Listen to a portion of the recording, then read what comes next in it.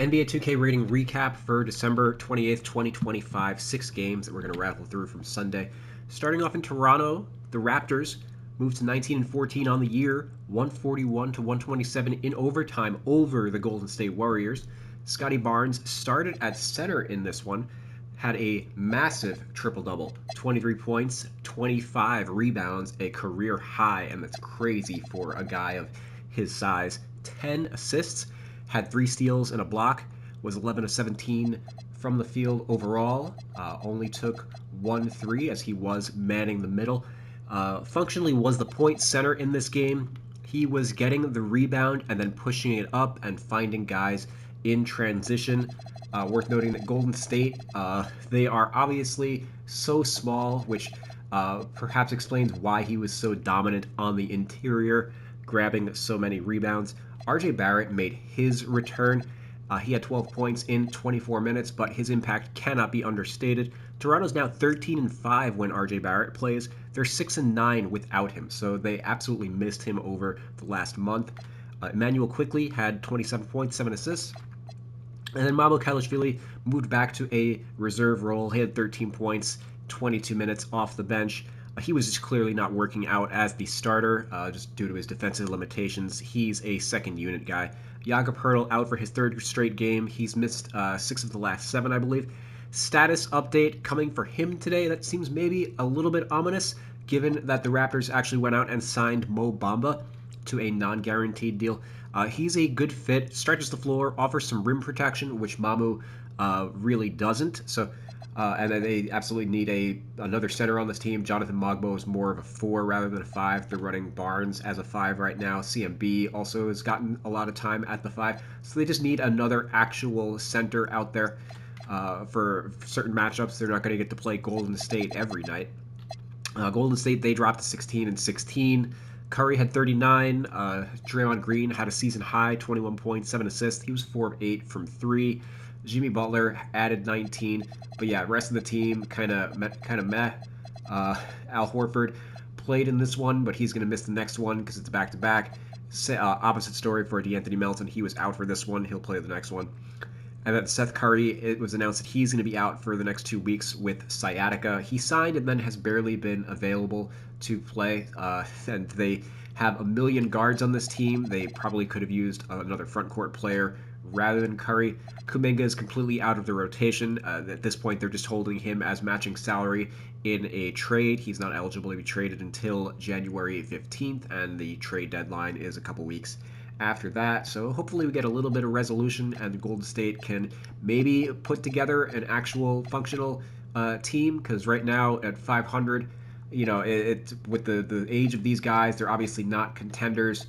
They're kind of wasting the final years of Curry's not really prime, but you know, his last like relevant seasons, whether or not they end up trading Jimmy or Draymond. They've been linked to a guy, Anthony Davis. Warriors are showing interest in him, but they can't acquire him unless one of these 2 guys is the matching salary in such a trade, along with, say, a Jonathan Kuminga. Let's go on over to the Thunder. They right the ship, moved to 27-5, 129-104, blowout over the Sixers. Chet Holmgren, solid game for him, 29-9, had 4 blocks. Shea, super efficient as always, 27 points, 10 of 13 from the field. Missed 2 threes, so he was 10 for 11 from 2, and then 7 of 9 from the free throw line. So super dominant inside the arc for him. Sixers, they dropped to 16-14. Maxey, 28 points. The rest of the backcourt really struggled to score. VJ, 10 points, but on 3 of 16 from the field. George against his former team, 12 points, 4 of 11. No Joel Embiid in this one, so Andre Drummond got the start. He had 4 points. 4 turnovers in 18 minutes, wasn't particularly effective, so they went with Adem Bona. 11 points in 28 minutes. He had 8 rebounds and had 4 blocks. Going all the way to the other side, back again to Washington. They moved to 7-23, 116-112 over the Memphis Grizzlies. 2-game winning streak for the Wizards, baby. 8 Wizards in double figures. Alex Sard led the way with 20 points, 9 rebounds, and a season high 6 blocks. Keyshawn George was out in this one, so Trey Johnson got the start. He added 14 points. Memphis, they dropped to 15-7. though they have been playing a little bit better of late. Jaren Jackson Jr., 31 points and 8 rebounds. He had 4 blocks in a showdown with Alex Sarr. Santi Aldama, he had 14 and 10 with 5 steals. A lot of defensive playmaking from the big men in this game. Ja Morant, he had 21 points, 7 assists, 8 of 16 from the field, 3 of 5 from 3, 2 of 2 from the free throw line. So he is shooting it better since returning from injury a couple games ago. He came into the game 13 of 67 from 3, which is 19%. After this performance, where he only went 3 of 5, he's up to 22%. So he's still, it's still early in the season. He's dealt with a lot of injuries, only 72 attempts on the year. So anytime he has a good three-point shooting game, it is going to affect his percentage quite a bit. He's 16 to 72, 22%, so plus 3% just from this performance. Going back to Portland, they moved to 13 and 19 on the year, 114 and 108 over the Boston Celtics. Denny Avdia continuing his all-star season, 24, 7, and 10 for him. Shaedon Sharpe had a solid game, 26 points. He's been a little up and down with his efficiency this year. Toumani Camara, 20 points. He has been another high-scoring game for him, really picked up the slack since Jeremy Grant went down. And then Donovan Clingan added 18 and 18, as the Celtics are not the biggest team in the league. Boston, they dropped 19 and 12. They've had an awesome year so far. Behind Jaylen Brown, 37 points for him. Derek White and Peyton Pritchard combined for 21 points on 8 of 26 from the field, though, so he didn't have the secondary scoring that he needed against Portland. They were 8 of 26 from the field, 5 of 18 from 3 combined. So they have continued to shoot threes at volume, but they're not going up at the same clip that they did last season. I've got Jaylen Brown up to a 96 overall. He is playing at an MVP, like a low-level MVP candidate, which is why the Celtics have essentially exceeded all expectations and are 19 and 12, one of the top 3 or 4 seeds in the Eastern Conference. It looks like they are a lock to make the playoffs right now. And he's really stepped into the leading man role. He's finishing at a high rate. His mid-range game is off the bounce. Like he's one of the best off the dribble shooters in the league. Deadly in the pick and roll right now. I've got him up to a 95. Ball handle. Any of his badges, I don't think I've changed any. Physical finisher, he's doubled his and one rate from last season, so he is getting to the rim, drawing more contact than he did last year, when obviously he was sharing the rock with Jason Tatum, and also he was dealing with injuries pretty much all of last year. So this is kind of a return to form for him. For his, he's like building on what he did as an All-NBA player the year they made the finals. So yeah, really good stuff from him, and it does make me curious what's going to happen when Tatum comes back next year. Is Tatum going to revert to being the alpha, or is he going to be more of the secondary scorer in the way that Jaylen Brown was for him for all those years? The Clippers, they moved to 10 and 21 on the season, 112 to 99. 4th win in a row for the Clippers. They've turned a new leaf since Ivica Zubac went down. Kawhi Leonard, a career high at age 34. 55 points, 11 rebounds, 5 steals, 3 blocks. Massive line for him. 12 of 26 from the field, 5 of 10 from 3, 17 of 18 from the free throw line. Only the 3rd free throw that he's missed this year, still shooting 98%. He's a robot. Or cyborg, whatever you want to phrase it. I've got him at a 94 overall, which is +2. I think I forgot to mention Jaylen Brown, 96 is a +2 from where I previously had him at. So Kawhi Leonard, likewise, a +2. I did actually write down the badge changes I made for him, which I didn't do for Jaylen Brown. But I've got... oh no, did I not? I forgot to boost one of his badges. Let's see if this affects his overall rating. I don't think it will, but Shifty Shooter, this is a Hall of Fame badge for him now. +1. Basically taking 8 pull-ups and step-backs per 36 minutes, which is +2 from last year. A lot of Leonard's badges are more or less a return to form for him. Last year, he was coming off of the injury and a little bit more passive. He was feeling things out. He was obviously not going to be super aggressive, looking for contact or anything like that, going one-on-one as much. So he's stepped up his scoring output in a number of areas. Shifty shooter, I've got this at Hall of Fame, basically Kobe Bryant level in terms of the creation that he's doing off the dribble. His pull up is nasty. Physical finisher, I've got this at a gold. This is +2 from where it was last year. He has 17 and ones this year versus 14 last year. He played 400 more minutes last year than he has so far this season. So he is drawing contact a lot more.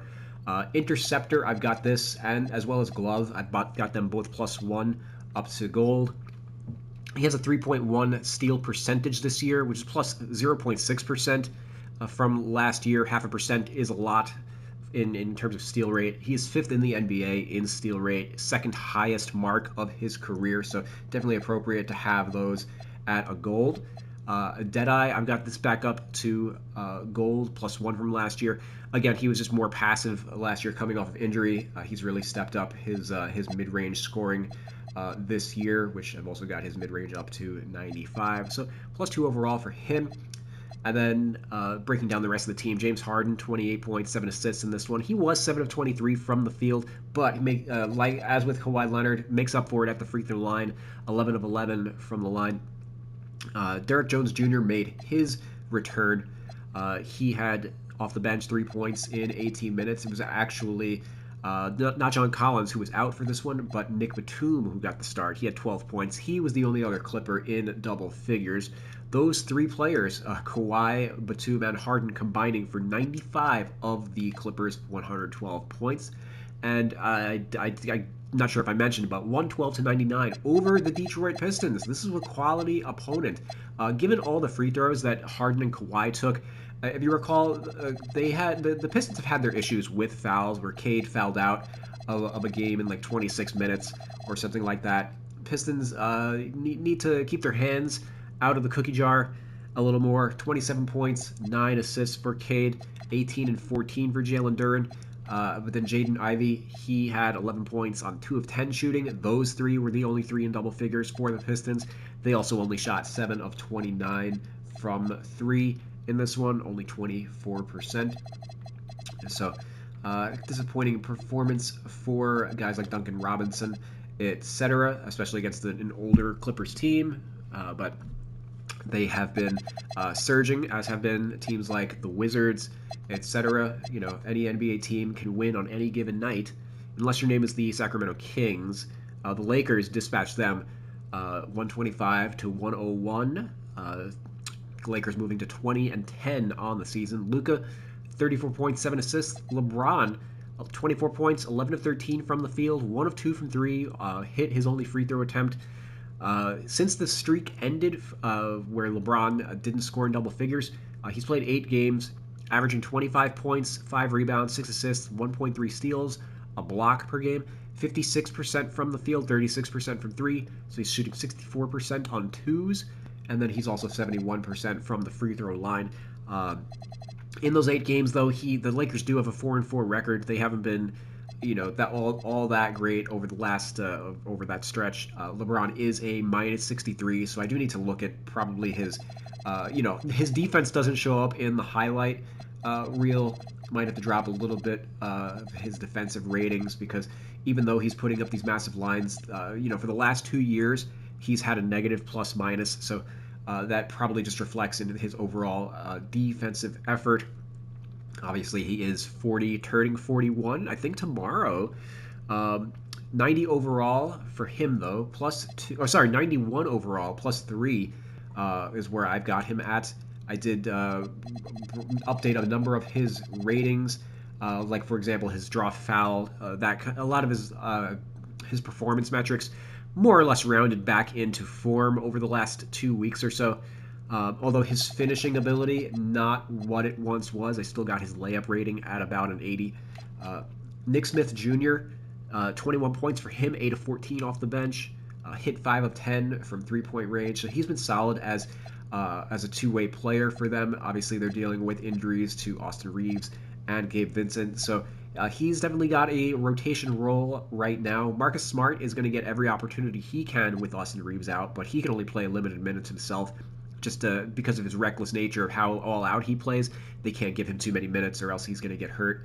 But he was scoreless in this game, but he's out there mainly for his defense. The Lakers just need somebody who's going to play defense when in between LeBron and Luka out there. And then heading over to Sacramento, they dropped to 8-24, only 8 of 29 from three-point range. They are playing a no spacing lineup right now with Keegan Murray sidelined. They've had to promote Keon Ellis to the starting unit. I think he was scoreless or only had 4 points or something. I didn't actually notate it, but DeRozan led the way with 22. Maxime Reynard had a double-double, 16 and 10, and then Russell Westbrook.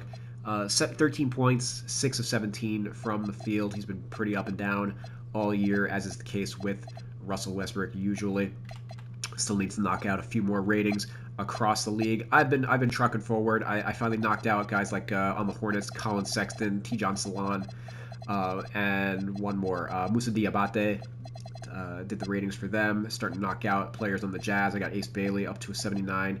Svi Mykhailiuk, I did boost him 1 point up to an 80. So we are going through the league slowly but surely. I've been a little under the weather this weekend, although it didn't affect me in this video, suffice to say. So that's good. I got to leave now for work though, so I will see you guys later tonight. Let me just check what's going on in the league tonight. 1, 2, 3, 4, 5. Yeah, we got a million games. Oh my God. Yeah, we got a million games. So a lot of stuff to break down in advance of the new year. Hope you've enjoyed the content in this year. It's been fun. I will see you guys later tonight. Peace out.